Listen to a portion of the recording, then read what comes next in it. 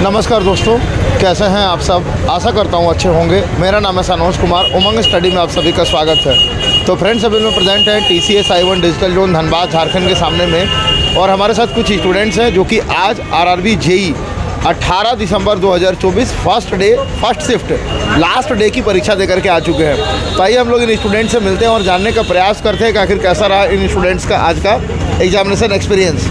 तो हम जो भी सवाल आपसे पूछेंगे, आप उन सवालों का जवाब देने का प्रयास करिएगा। बस केवल क्वेश्चंस को मत बताइएगा, उसके अलावा आप कुछ भी बता सकते हैं। ठीक है? तो क्या कहना चाहेंगे आज के पेपर के बारे में? जी, आज का जो फर्स्ट शिफ्ट था तो मतलब क्वेश्चन तो इजी था, लेकिन जब तक क्वेश्चन बहुत लेंदी था, टाइम टेकन बुला के लेके आइए।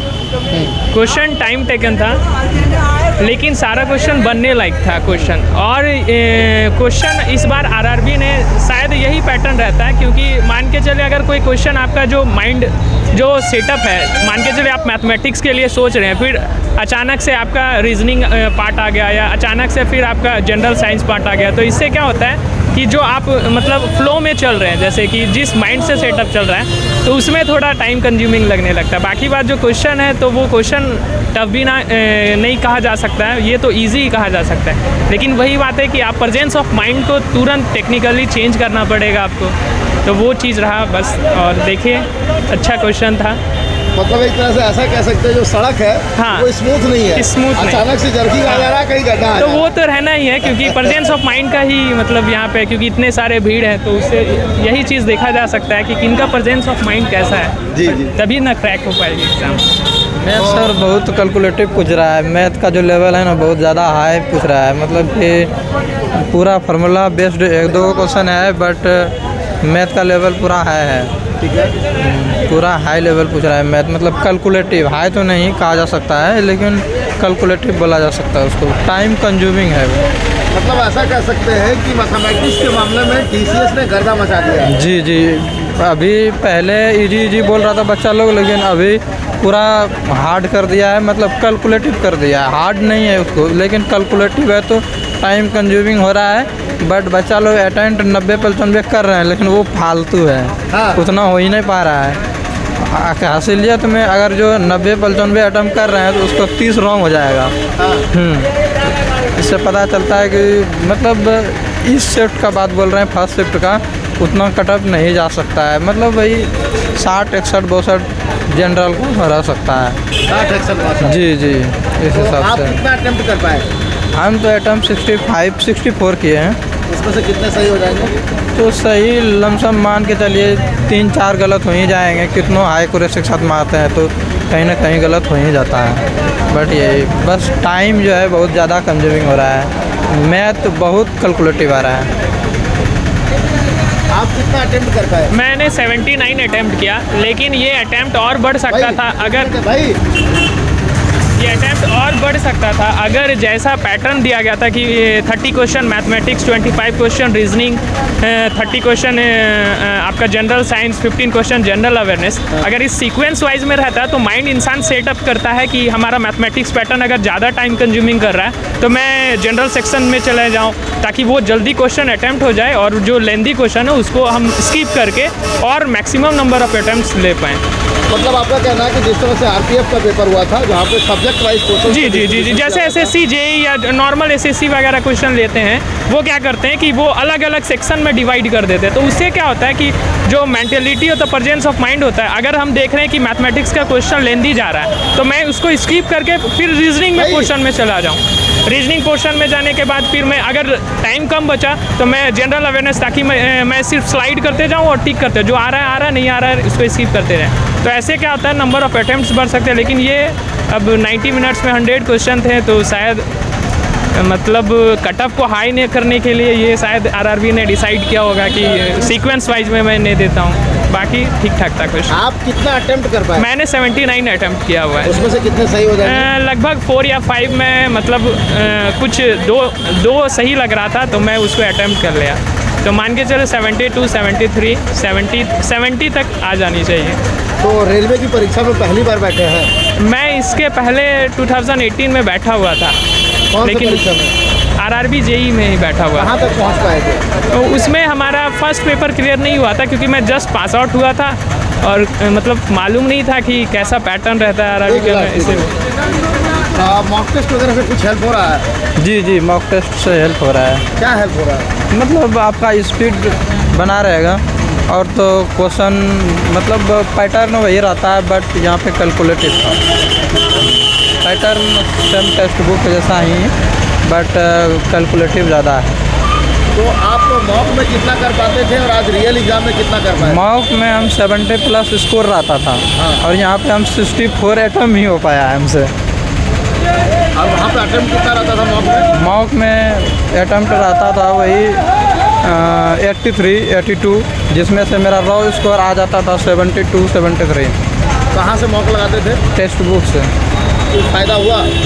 हाँ, फ़ायदा तो दिख रहा है स्पीड में, थोड़ा बहुत, ज़्यादा तो नहीं कहा जा सकता है, लेकिन बट थोड़ा बहुत हुआ है। कौन सा बोर्ड से फॉर्म भरे हैं? मुंबई से, RRB मुंबई। और अटेंडेंस कितना था आपके लैब में? Attendance 75% approx. क्योंकि आज BPSC का असिस्टेंट इंजीनियर का भी एग्ज़ाम है, बहुत से स्टूडेंट्स का एग्जामिनेशन क्लैश कर दिया है। तो कुछ स्टूडेंट RRB को चॉइस किए हैं, कुछ स्टूडेंट AE को चॉइस किए हैं। जी जी, वही 70-75 अप्रॉक्स मान सकते हैं।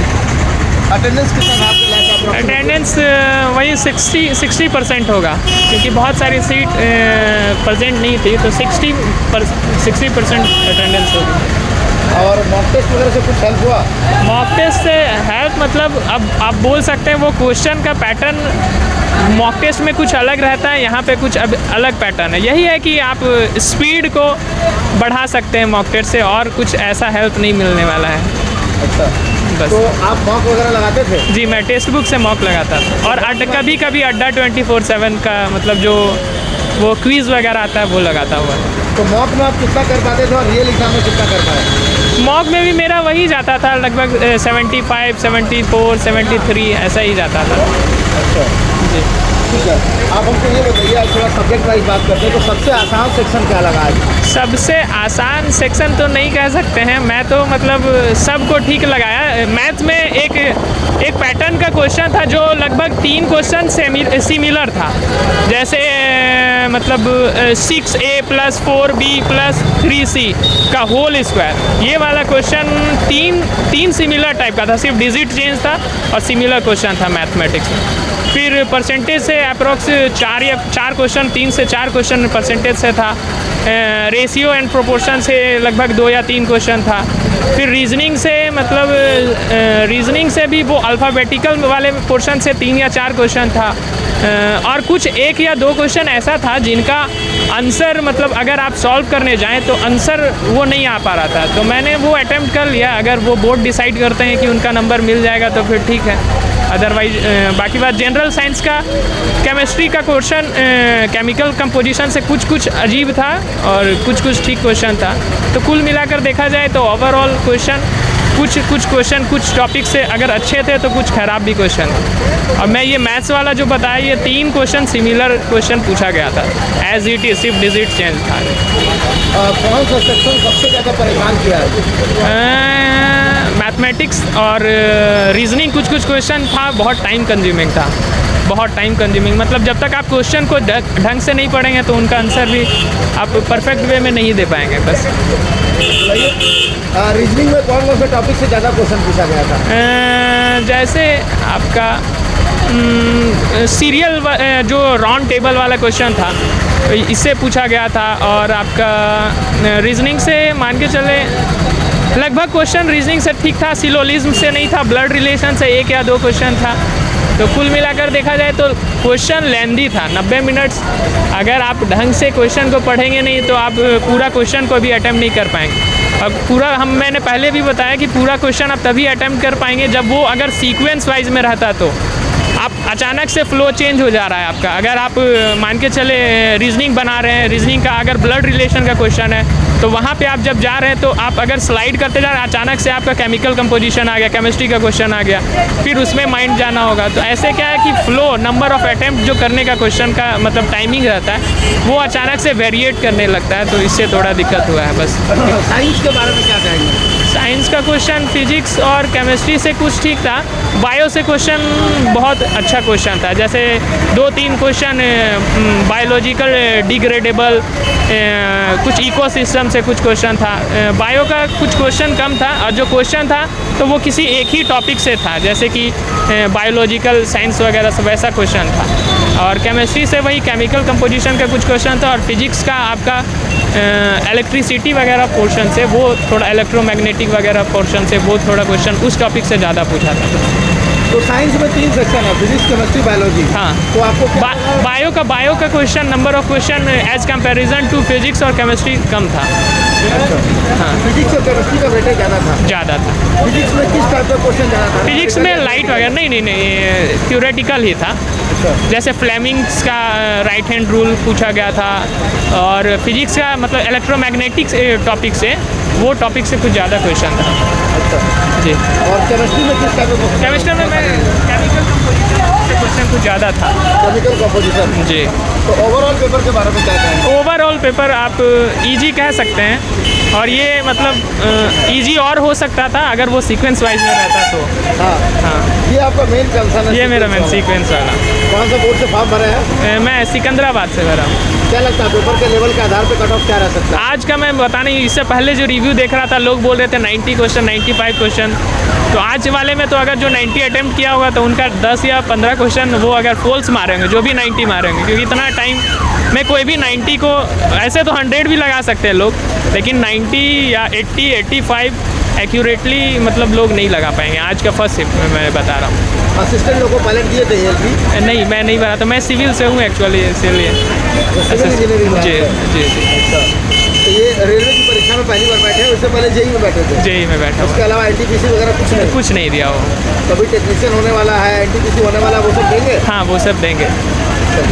और कुछ कहना चाहते हैं? जी, मैं ऑल द बेस्ट सभी को कहना चाहता हूँ। अब देखते हैं, भीड़ तो बहुत सारे, अब लोग कितने सेलेक्ट होंगे। जो नहीं सेलेक्ट हुए, अगर मैं भी नहीं हुआ तो नेक्स्ट टाइम इससे अच्छा प्रिपरेशन करूँगा, और लोगों से भी यही रखता हूँ। कहाँ से आए हैं? मैं गिरिडीह से आया हूँ। गिरिडीह, झारखंड? जी, गिरिडीह। सेंटर के अंदर कोई परेशानी? चेकिंग वगैरह में कुछ ज़्यादा ये लोग टाइम लगा दिए हैं, क्योंकि अगर एक ही चीज़ को 2 जगह चेक किया जाए, इससे तो क्या होता है, लोगों में थोड़ा इरिटेशन आने लगता है। तो ये सारा कुछ रहा। मैंने रिव्यू भी अच्छा नहीं दिया इसके कारण, बस। और कुछ कहना चाहते हैं? और कुछ नहीं। Thank you. All the best. Thank you. तो फ्रेंड्स, ये हम लोगों ने फर्स्ट शिफ्ट के स्टूडेंट से आप सभी स्टूडेंट्स को मिलवाया। तो जो भी स्टूडेंट टेक्स्टबुक जैसे प्लेटफॉर्म से मॉक टेस्ट परचेज करना चाहते हैं, तो वीडियो के डिस्क्रिप्शन में, साथ ही कमेंट सेक्शन में आपको एक लिंक मिलेगा, उस लिंक पर क्लिक करिएगा। हमारा कूपन कोड है उमंग 10, इसको अप्लाई करिएगा, आपको 12% का इंस्टेंट डिस्काउंट मिलेगा। आपने देखा होगा आरआरबी एएलपी का आंसर की आया था, तो उन स्टूडेंट का बहुत ही अच्छा स्कोर आया है आंसर की के बाद, जिन्होंने रेगुलर मॉक टेस्ट लगाया है। मिलते हैं नेक्स्ट वीडियो में, तब तक के लिए जय हिंद, जय भारत।